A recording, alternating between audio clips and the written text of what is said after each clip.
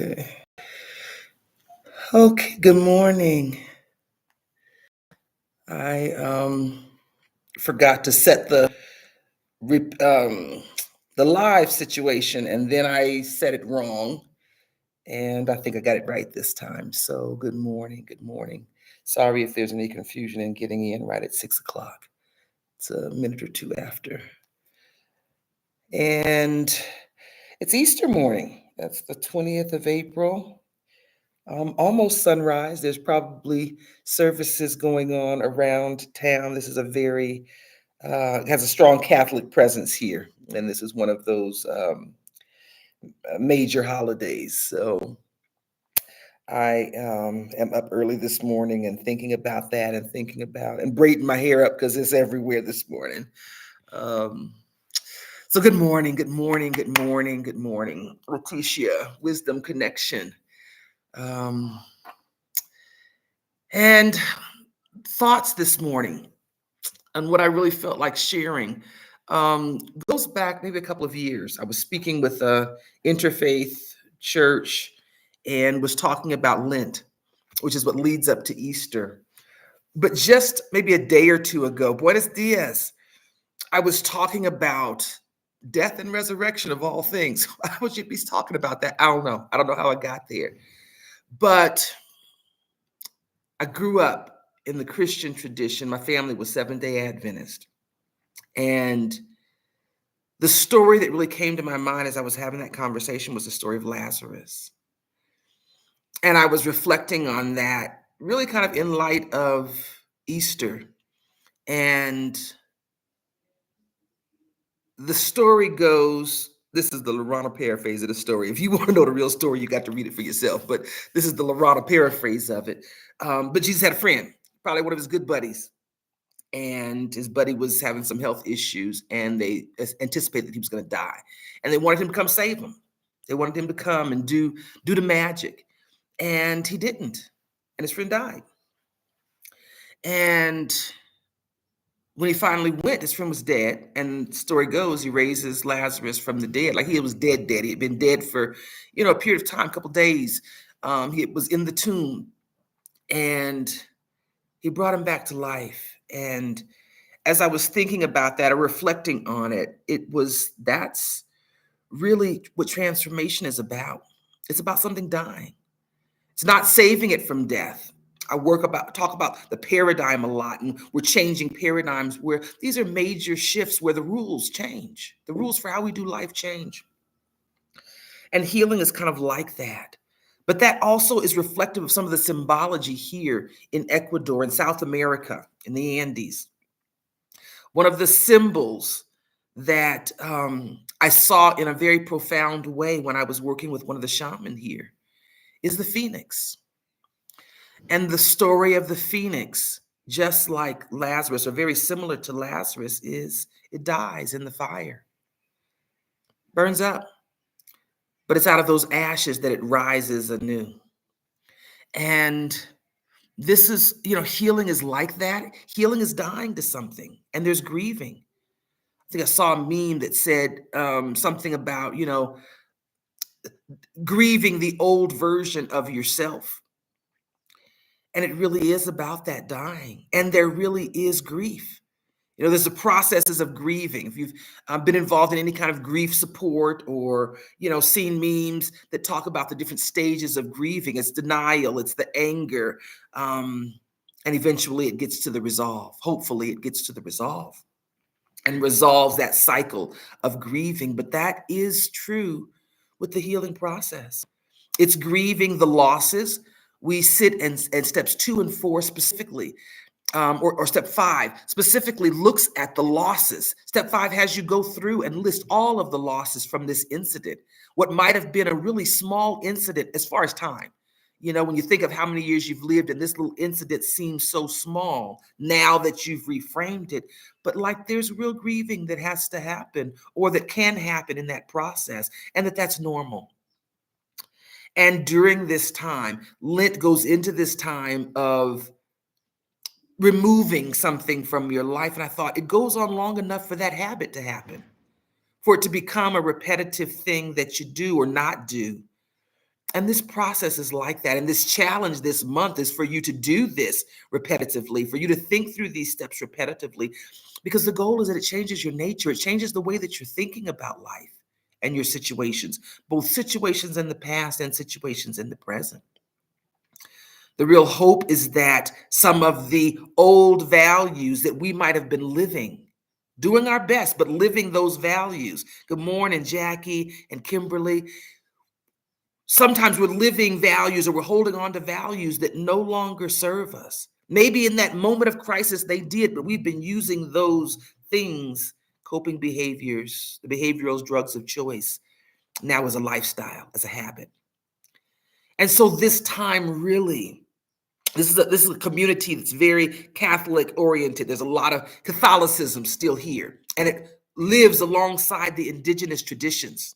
They'll be celebrating Inti Raymi, which is really the solstice, and they kind of move the holidays to really appease the indigenous people. And now there's just really this kind of hybrid merging of how culture and spirituality is merged into it. Sometimes there'll be activities that'll be very religious and very what they call secular, which is really strange to me, because they're very grounded, very rooted in connection with the divine and the earth. And Pachamama, Mother Earth, Inti Raymi, Father, Son. But this too is a time where that purging process is remembered. It's remembered in the Christian framework, the death of the Messiah, and what that's supposed to mean for individuals, giving them freedom to live lives. It's like saying, again, Lorana version, good morning, Mari. It's like saying, if you're connected with your purpose, if you do the stuff that I've told you to do, because the Jesus story was about making disciples, people that heard the wisdom and then lived the wisdom, not just believed it. But it's saying that if you're connected with that, perhaps there's going to be bumps along the road because it's not going to probably be perfection, but your commitment that drives you forward, that you can do that freely, knowing that you're gonna mess up, but we've taken that into consideration. And this death becomes the symbolic death for us, that it's asking us to do the same thing. It's asking us to die to the parts of self that aren't true. That's what this healing work is. It's about dying to the things that we have pretended are our true selves, but that really is like the mud on the mirror. It's the stuff we've picked up in a traumatizing world that actually covers up or becomes self-sabotaging for us living our truth and our purpose of living in love. It robs us of capacity. And so it is that time that no matter what your faith tradition is, that we have the opportunity to be able to consider um, the idea of death and dying, the idea of that cycle, um, the cycle where we intentionally do the purging of anything that's not life, anything that's not life-giving. I'm gonna hit this button because I think I have two live screens open and I don't know how that is working. I don't know if this is gonna cause a problem or not. But I feel like having two videos on two tabs open is going to be a problem. So I'm going to close one. I don't know what's going to happen, you guys. Bear with me if it goes sideways.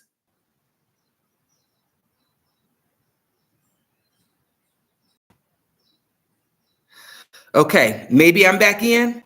Somebody let me know if I'm back in. I don't know where I went off, probably when I closed that other tab. So is anyone in here with me? Okay. All right. I maybe got my technology back together. Sorry about that. Doing my best. This is what my best looks like today. This is what it looks like today. Yay me. I'm patting myself on the back. I be holding my breath, y'all, for real. The fact that I have done this for 5 days and we haven't had major blips, I'm grateful. Thank you for your patience. Thank you for your patience. I am doing my best, and this is what it's looking like today. But it's an opportunity for us to be able to really embrace this time, the sentiment of it, that spring is that time for new birth, regeneration. But I want to focus on it's the time for death, that the new life comes from the dying. Lazarus, that story in my mind, Lazarus died. And Jesus let him. Jesus let him die. I don't know if it was to create an opportunity to be able to have a story. Who knows? But that idea that then, once the death happened, new birth came, new life came from that. That it's the life after death. And healing is a dying. Healing is a death to some of those beliefs we've been holding on to that have been the source of trauma. Those that joined the group Exhale yesterday after our work session, we talked a little bit about that. We talked about the change that happens, but letting go of stuff that doesn't serve you, things that are in confliction with what you really believe, but we've been living them out of habit. And so I hope during this time, during this season, if nothing else, to give some reflection. Sometimes we dismiss spiritual truths. Sometimes it's because that's not our faith tradition. And so it's not talking to me, it's talking to all of us. We need this wisdom to be able to get ourselves back in balance. And that wisdom that's rooted in the Christian Easter pageantry here in my community. They have been replicating it. There's been horses going up and soldiers going up mountains, and the people coming out and replaying that passion story. But these are principles that I see woven even into the indigenous people and the way that they celebrate and honor these cycles in life. They understand that things die so that new life can come. And this is what I hope your healing journey feels like. I hope it feels like there's some things dying that needed to die. Not just this kind of morbid joy. No, no, no. There's some stuff that needs to die. Why? Because it's been causing grief and trauma. And that takes energy out of your life. Your life currency is spent holding those boulders of pain. And yes, there's grieving. And most deaths, there's a grieving process that we're given the opportunity to experience. But I think the joy of this time, this celebration, this particular holiday is not only the cycle, but the rebirth that happens at the end of the cycle, if you so choose. Someone says, we delight in the beauty of the butterfly, but rarely admit the changes it has gone through to achieve that beauty. When I hold Sankofa circles, I end every single time with that. Because we see what new growth looks like. But we don't understand that the butterfly has actually had to die. Its whole form has had to change in order to get to that place of beauty. And that really is the symbol. If you see behind me, one of the things that I've been gifted is a quilt that talks about the idea of the butterfly. It talks about the transformation process. And this particular quilt talks about Black church. This was not a Black fiber artist that did this quilt, but she was saying about Black church and the symbology of that and about coming together and about leading us back to a better place. But it's the symbology of the butterflies, all different and unique, but beautiful in their own way. But that's what this healing process is about. So I felt this morning to really encourage you, because grieving is real. As you're even thinking about the things that come up, as you begin healing, something else comes up, then something else gets triggered. To understand that the grieving process is normal. And if we don't go through that process, we don't get to the other side with the health and the balance that we want, emotional, spiritual health, balance. When you're called to sit and reflect on what your feelings are, when you're called to do the work in community, the Sankofa circle, that's an important part of this process, because if we're modeling our lives after the principles that we hold true. And nature is one of those things that we hold true, then this is the cycle. The story of Lazarus, the story of Jesus and the passion playing out, the story of the butterfly are all that circle of death and rebirth. And so today, this is sunrise service at my house officially. The sun is coming up. It's a very constant in my life where it's almost the same time every day, year round, which is a whole different kind of balance.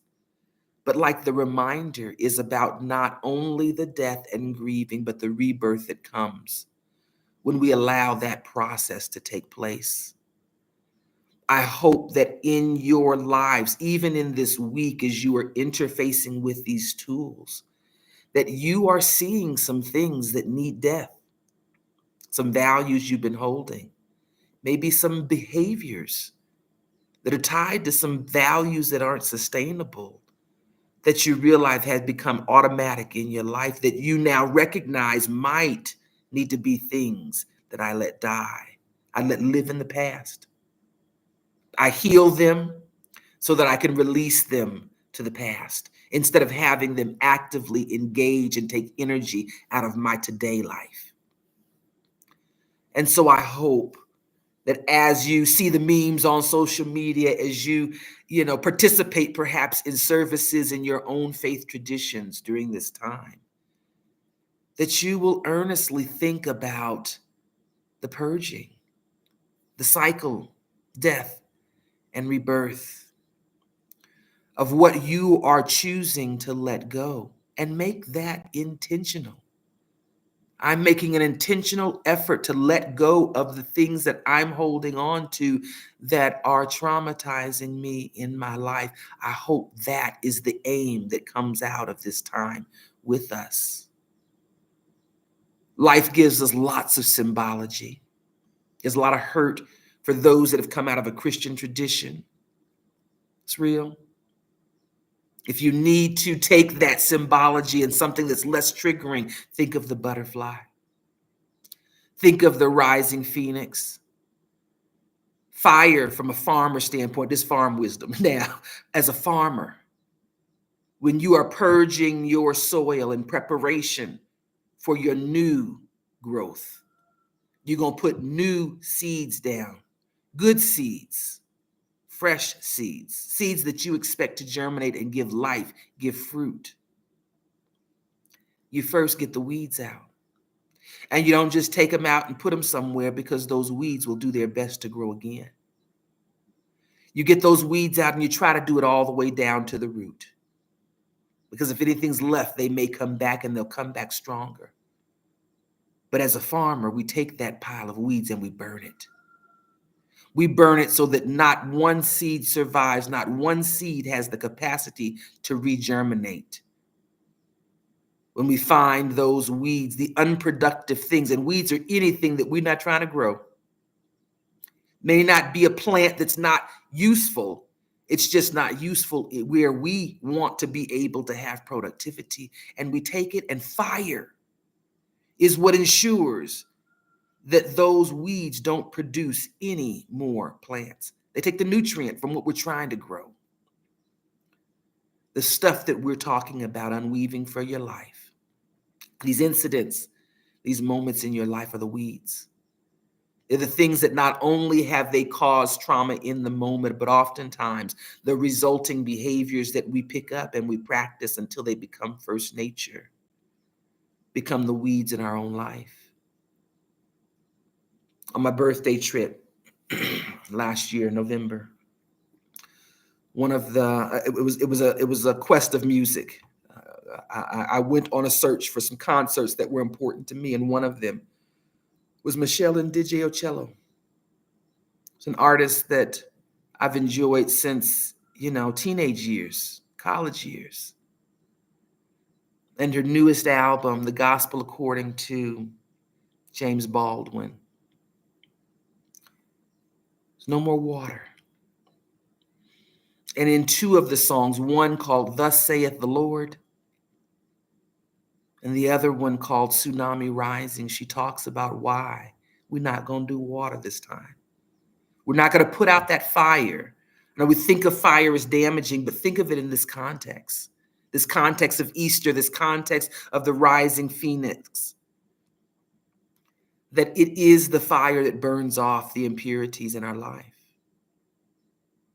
Healing is not a feel-good experience until you get to the other side. The metamorphosis of the butterfly is probably not a pain-free experience until it gets to the other side and we see the beauty. And so it's the fire. It's the intensity, because we're trying to burn weeds out of our life. I don't know about you, but I know the stuff in my life was robbing me of joy. It was robbing me of the energy to even go and explore joy. I was so busy holding these boulders, keeping up the facade, living like folks told me I ought to live. And a lot of it I knew wasn't true. I was doing my best. I don't look back and do judgment, because that would traumatize me, and I'm trying not to do that. But I know that those things were taking from me. They were weeds. They were sucking the life out of me. And so this time in earnest, I hope that you don't just dismiss it. It's one of them Christian holidays. Yeah, but I can learn from everywhere. And I'd rather learn the lessons rather than have to learn them the hard way. You know, there's some lessons now I want to learn from instruction, not from discipline. I want to learn them the easy way. Let me get this in because it feels right. I don't want all of my lessons to have to be because I learned them the hard way. I'm gonna get some value out of those hard lessons that I've had. I want to get some value. I want the return out of those things too. But this is a time to really embrace the message behind the Easter season, behind the solstice, behind the spring emergence, behind those eggs that people will be out chasing today. That's the egg of knowledge, of wisdom, the things from the past that we need to be able to go forward. That's Sankofa. The Sankofa circle is about that. We've got to go back to be able to go forward. Where are we going back to? Your truth. It's under there. We're taking the layers off so that we can go back and get that, because if we go back to who we truly are, take the damage off, under the damage, who are we? That's what we need to be able to go forward into the new paradigm. And so that's my call to you today. Consider the cycle of death and rebirth. Consider what that means from a Christian perspective. I think that principle and the concept of it is important. The dying and the rebirth, our ability to be free to do this transformational journey, knowing that dying is a part of the journey, grieving is real. But to understand, just like the butterfly, we come out of that with new birth. Who will you be after each cycle of your healing? You're going to be new after step one. You're going to be new after cycle one, and after cycle two, and after cycle three. My hope is that you choose a lifestyle committed to healing, and that these are tools that help you along the way. Because new birth is just like that butterfly. Beautiful. In your life, who will you be as you're letting go of these things? I hope you have a vision for the new you, the new birth that happens after the cycle of death. But I hope that you consider your value on death, on dying to these things, because your expectations, I don't want to suffer death in these ways. That'll create trauma then as change happens in your life. And that may keep you from being able to see the transformation, to see the butterfly-ishness in your life. Are you embracing the circle of life? Are you embracing the death and the rebirth process? I hope so. I hope as you see these images today, they'll probably be flooding your feeds as well. I want you to think about what death you are going through. And then I want you to consider what new life is going to look like for you. What would happen if your fears were healed?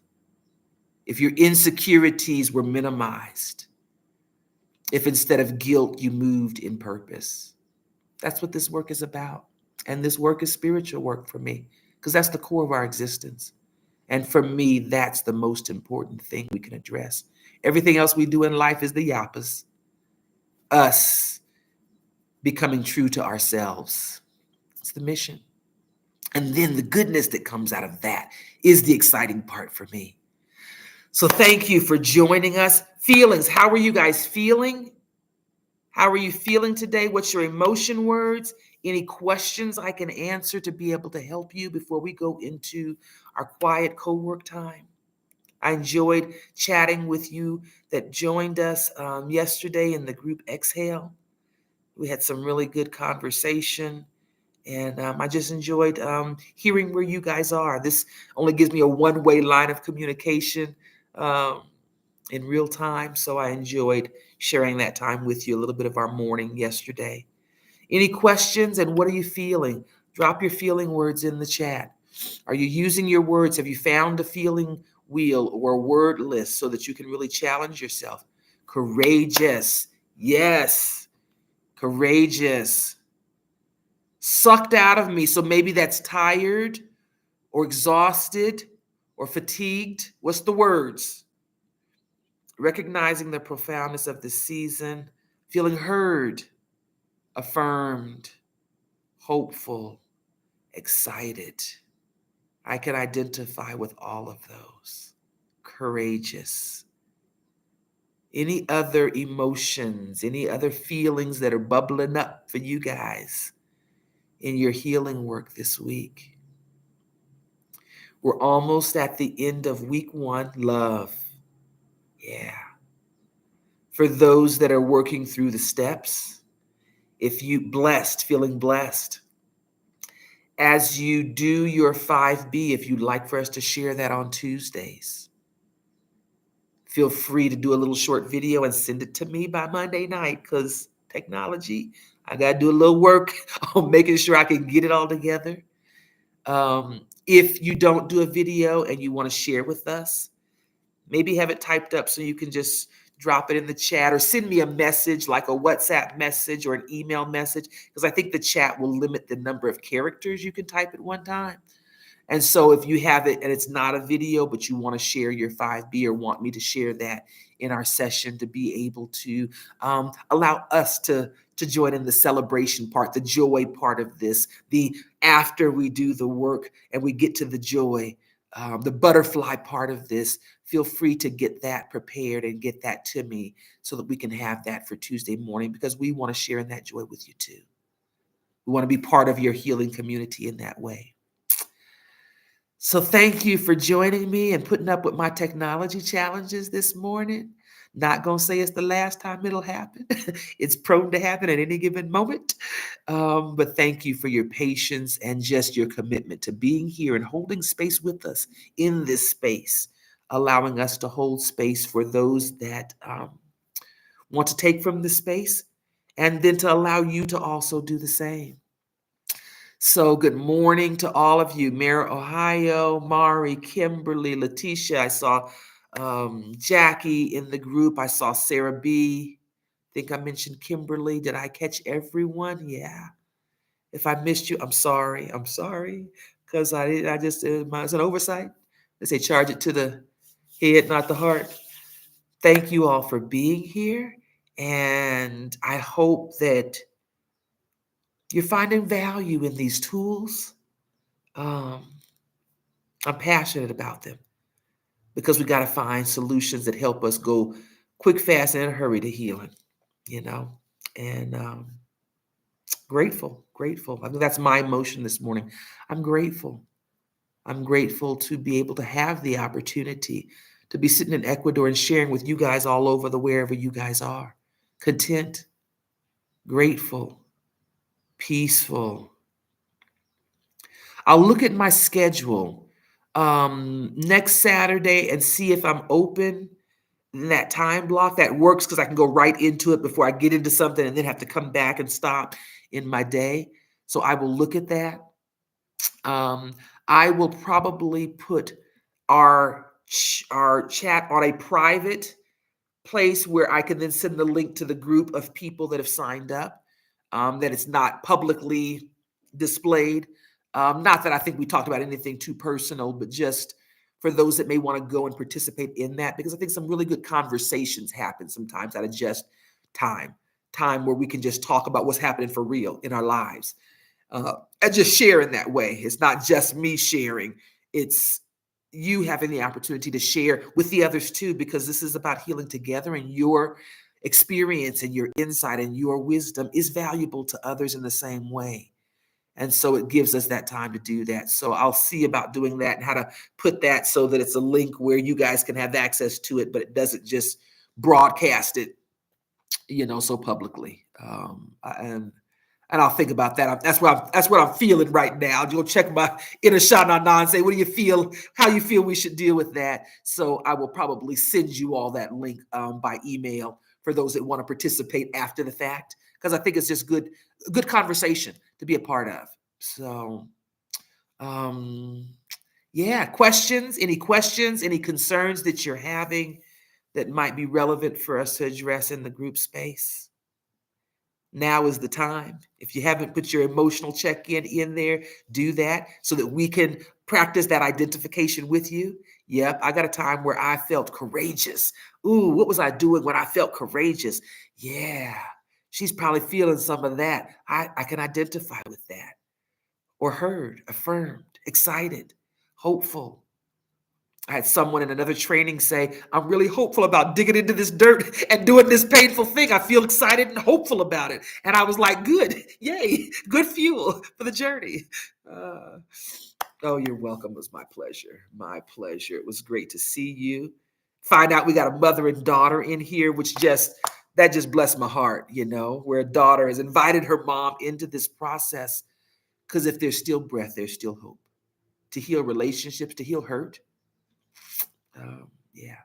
All right, guys. Well, it's been a joy to be with you this morning. I'm going to put us into quiet time and stay as long as you like. And I will see you in the morning. If you have questions as you're doing your work this morning, or you get to a stumbling block, just put a message in there. And I try to be very attentive to that during this space, this time that we have, so that I can respond to any questions or concerns that may come up as you're doing the steps. Again, rely on your book. It has a more detailed discussion. There's some video links that give you some brief instructions as well. There's also a whole playlist on my YouTube channel. It's something like Free Social Tech Tools, and it gives you several teaching moments where I've had with people, and for whatever one reason or another, I've asked for that permission to record it to be able to use it as just free training for individuals without me having to spend that energy again doing the training. So throughout the weeks, throughout the rest of this challenge, if you want to go and have a formal, the training session from 45 minutes, I think, to maybe 2 hours that really goes into some details about each step, then you can use that resource as well. So I want you to use the tools. This is, again, part 4 of the book. The rest of the book's important too. I think I had some things to say, but when we're talking about these healing tools, part 4 specifically are the instructions that walk you step by step. This is a trust the process.